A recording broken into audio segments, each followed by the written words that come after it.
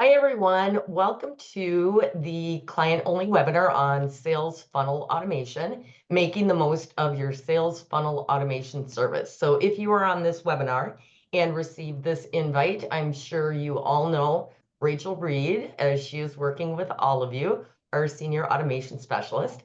And she is going to be presenting today a couple of housekeeping items, or I guess just one housekeeping item. Please feel free to put your questions in the Q&A versus the chat. It makes it a lot easier for us to organize and figure out which ones have been answered. So just throw them in there and we will get to them either in place during the webinar or at the very end, depending on how they fit in. But before we do that, I want everyone to put in the chat, what was the lowest temperature where you live today? Susan's gonna win. That's I'm why. gonna win. That's why I'm asking the question.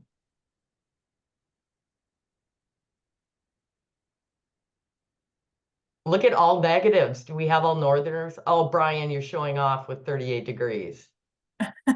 And Mandy with 40. Brooke, aren't you in Georgia?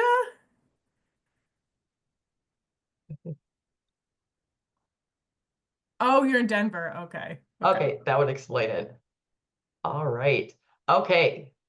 That was the fun part. Now we have to get down to serious business here. Okay, Rachel, I'm going to turn it over to you. Okay. Hello, everyone. As Susan said, this is our client-only webinar, Sales Funnel Automation, making the most of your sales funnel automation services. So kind of the idea behind this webinar is that we have a lot of clients who are using our sales funnel automation services right now. We're running a lot of different campaigns for a lot of different clients in different verticals. And we're kind of getting a sense at this point of what works and what doesn't work. How can we make these campaigns better? How can we really get you to close more deals? So this is kind of just a wrap up of some of the things that we've learned across all the campaigns that we're running on what works and what doesn't work. So as a reminder, I'm sure all of you know this, what a sales funnel is versus what sales is, and kind of where they intersect. Sales funnels are the tools and tactics used to generate sales and drive sales qualified leads. I think everyone knows this. It's kind of we call it the AIDA model, the attract, interest, desire, and action that people take before making a sale. Marketing sits at one place, sales sits at another place. And now we've kind of found that there are a lot of places where marketing and sales intersect. Sales funnels are a multi-channel approach to push contacts through the buying process. Really what we're finding is that in the past, it was really easy to send emails, to make phone calls, to do one specific tactic, to have sales come in, have salespeople close the deals, and then everyone's happy. But now the way that the buying process has shifted, the way that people are using the internet, the way people are sending emails, the way people are communicating, it's not that simple. So sales funnels, we found, kind of take the place at the top of the funnel, the attention and interest part. It's where you get your brand name in front of people. It's where you show your unique value. It's where you address your target's pain points. It's where you really put your name in front of them. In the interest and desire stage, there's an intersection of where sales funnels are really effective and where salespeople are really effective too. And you kind of need to marry both efforts in order for this section to really be effective. And then once someone's interested, once they get on a sales call, it's obviously sales that closes the deal. So what we're finding is that sales funnels really require salesperson effort to truly be effective. So we're going to call it the multi-channel approach, because just sending emails, just posting on social, just updating your website is not enough anymore. You need to be doing a mix of everything.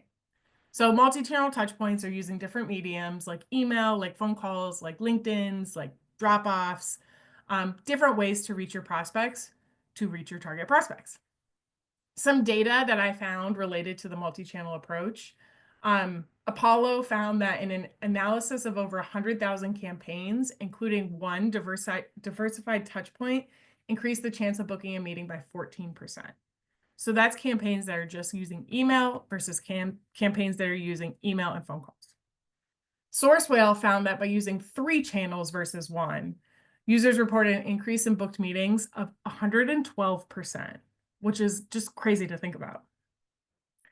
And the number of Apollo customers who book meetings using a combination of emails, automated emails, one-to-one emails, LinkedIn touchpoints, and calls is 70%. So thinking about this, just sending out emails to your target prospects and hoping that someone responds to an email, or hoping that someone fills out a form on a website, or hoping that someone gives you a call is just not enough anymore. So kind of distilling this down, we've always kind of preached against the spray and pray approach, which is why we've talked about getting really targeted with your list, getting really targeted with the messaging that you're sending. But I think now spray and pray also encompasses just using one specific channel. Just using email, just using, social post. You really need to do a bunch of different things and get in touch with your prospects in different ways. You probably know this. You guys probably get 100,000 emails a day. Emails are really easy to ignore. I will go through every morning and I'll just archive all the emails that don't make sense to me. I don't even read them. Email-only campaigns convert at a quarter of the rate of multi-channel campaigns, according to this data from Apollo. So email is still an important channel to get in front of your target prospects, but we don't want email to be the only channel that you're using because it is so easy to ignore. It's so easy to just go in and delete emails. Automation can help reach your prospects at scale. So when talking about email, when talking about automating your email efforts and talking about automating your efforts, it can really help reach, whereas your salespeople could maybe viably touch 20 people in a day, automation can help them reach 50 people in a day. But the touch points still require personalization and a personalized human touch to be effective. When everyone's getting the same message, when everyone's seeing the same thing constantly, it really, to break through the mold and to break through the noise, things have to be personalized to be more effective. Just think about if you were to get an email from someone that says something very generic, similar to what everyone else is pitching to them is saying, versus if you get an email from someone that's pitching something very specific to you. They did their research on you. They know where you went to school. They know what your favorite sports teams are. They know that it's negative 38 degrees wherever Susan's at. Those things really help. And if you think about it, Susan, if you got an email and someone said, how are you holding up in the negative 38-degree weather? You would probably be more inclined to someone that says, hey, Susan, how are you doing? Absolutely. So thinking about taking your message and using it at scale, but also having a salesperson come in and incorporate that personalized touch can make your campaigns more effective. So I think this graphic just kind of really speaks to the difference between prospects and sales before and sales now. Things aren't as linear as they used to be. It used to be, see an ad, call a salesperson, close a deal. Read an article, talk to a salesperson, close a deal. But it's not that simple anymore. And I think it's because everyone is doing all these different things. There's so much content. There's so much stuff everywhere now that the process isn't straightforward. Thinking about the things that you buy, the services that you purchase. Is it ever just, I'm going to call the first person that I see, I'm going to buy from the first person that I see, and that's going to be that. It's more, I'm going to do my research. I'm going to visit a website. I'm going to read testimonials. I'm going to look at their social posts to see who's in my email. I'm going to talk to a couple people on the phone. And after I talk to a salesperson on the phone, I might need to go back and do more research after. It's not as straightforward as it used to be. And I think the multi-channel efforts and the personalized approach really speaks to the fact that you're not just expecting to get a sale from the first person that you contact, or you're not expecting to get a sale from someone that you're only sending emails to. You have to make sure that you're covering all parts of that process. So you're probably wondering now, okay, cool, Rachel, that's great, but how do I do this? Like I'd said, incorporating personalized touch points into your sequences is really, really important. Making sure that you are doing your research on your prospects. If we're sending you notifications for someone that's interested, what company do they work at? Does this company have any updates, leadership changes. Has this person recently changed jobs? Where are they located? How can you make sure that the message that you're sending to them gives them the idea that you are only sending that message to them? And this often requires getting your salespeople involved in the automation platforms and in the process. We're trying to get these touch points out. We're trying to generate interest through these touch points. We have a ton of data on people that are visiting your website, people that are engaging with the emails that you're sending, people that are clicking. Where can your salespeople come in and say, okay, this is someone that I want. This is someone that I want to talk to. I'm going to do my research to make a phone call to this person to make sure that the communication I'm sending to them is really personalized.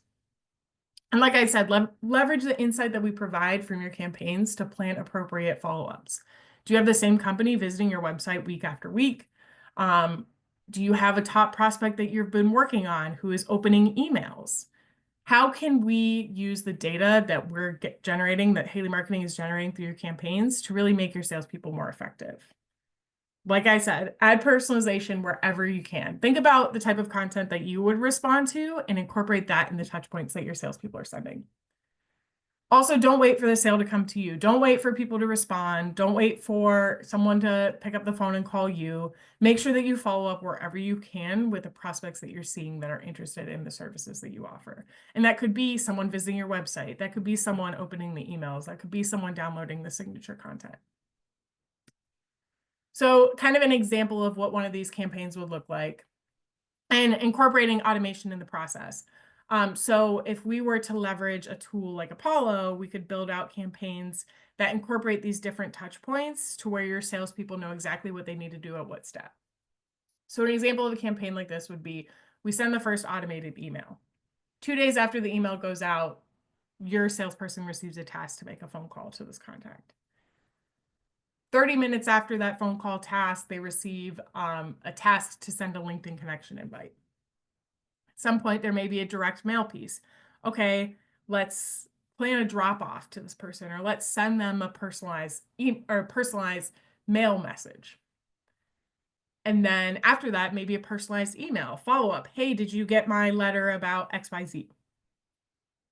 After that, you could send another automated email.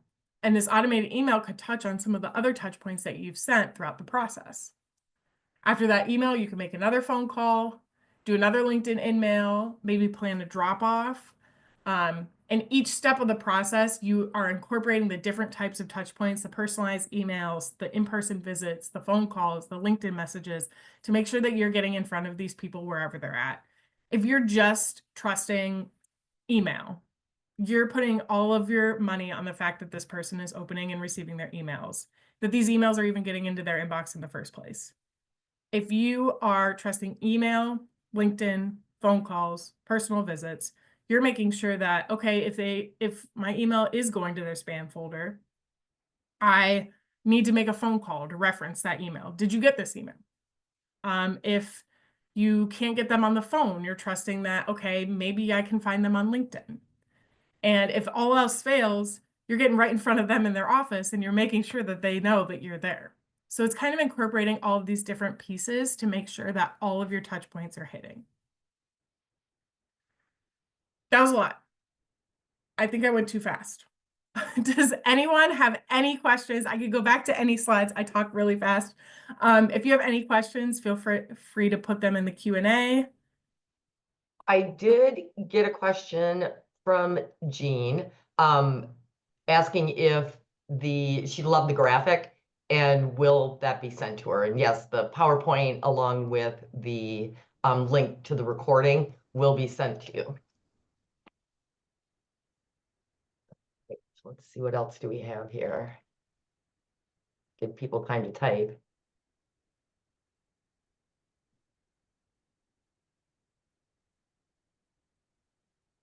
Oh, Rachel, we both answered at the same time. Okay, let's see. All right, we have one here. How can I build multi-channel touch points within my existing Apollo campaigns? Yeah, so I will go back to this so we can reference this. Apollo has, I know I've talked to a lot of you about this, Apollo has the ability to connect to your LinkedIn account via the Apollo extension.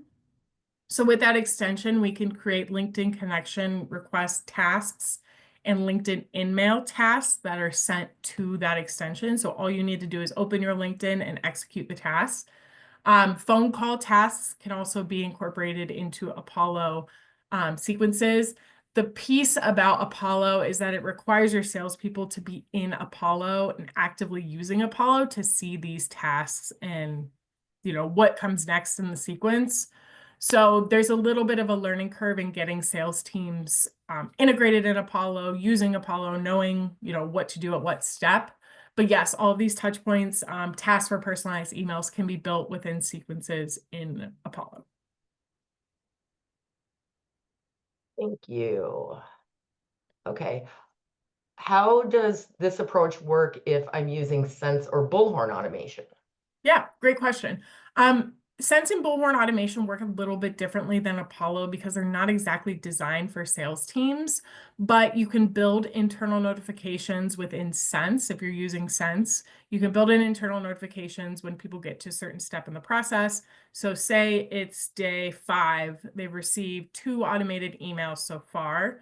We can send an internal notification to your sales team via Sense that says, prospect XYZ has reached this step in the process. Here are the 2 emails that we sent them. It's time for a phone call follow-up. Everything in Sense works via internal notifications. In Bullhorn automation, you're able to use Bullhorn tasks. So those tasks, you can automate tasks within Bullhorn that are sent directly to the salesperson's Bullhorn account. So you can create tasks that are for personalized emails, that are for phone call follow-ups, that are for LinkedIn connection requests.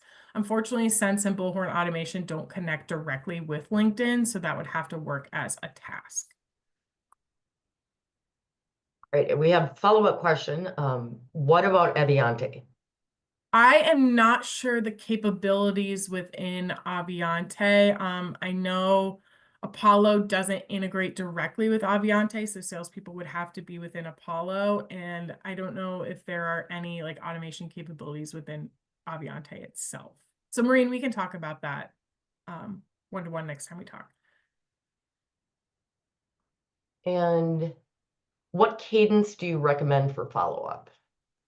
I always recommend at the beginning hitting them as many times as you can, just getting your message in front of them. We usually do the first touch point after day. So send the first touch point. The next touch point is 1 day later. The following touch point is 2 days later. And then we kind of stretch it out towards the end of the campaign. So if you got to the point where it's been 15 days, 2 weeks, and you haven't been able to get a hold of this person, we kind of add a little bit more time in between each touch point to make sure that you're not bombarding them, that you're not annoying them, but your message is still staying in front of them long term. That makes perfect sense. I mean, I knew you knew what you were talking about, Rachel, but that makes perfect sense. A lot of trial and error to get to this point.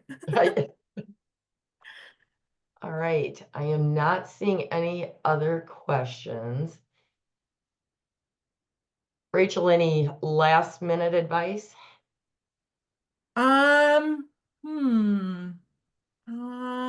I think those of you that I've had conversations with on, incorporating the LinkedIn tasks, incorporating the LinkedIn piece, I think that's really important to consider at this point.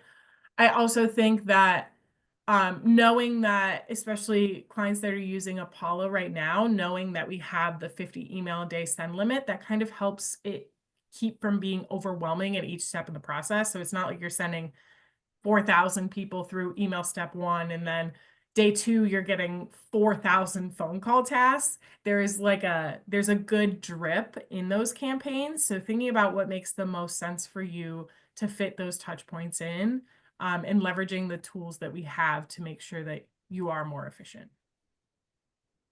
All right, no other questions came in. So as previously stated, a link to the recording and the PowerPoint will be emailed out to you. Usually it's 2 to 3 days after a webinar to get that packaged up. And you all know where to find Rachel. So if you have any questions, she's always more than happy to help and answer those. And again, thank you for your time. And stay warm out there.